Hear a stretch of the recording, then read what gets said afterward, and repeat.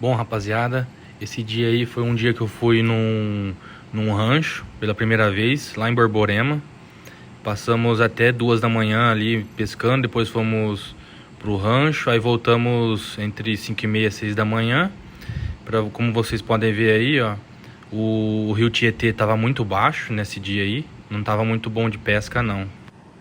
Aí deixo pra vocês aí o som da natureza, os pássaros aí, ó. Eita coisa boa, hein? Vontade de ir no rancho de novo, hein? Curtem aí, ó.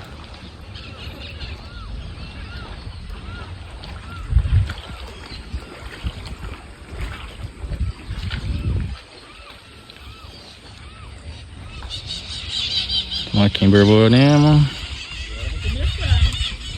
Borborema. Aquela pesquinha, né? Pegando piranha, traíra.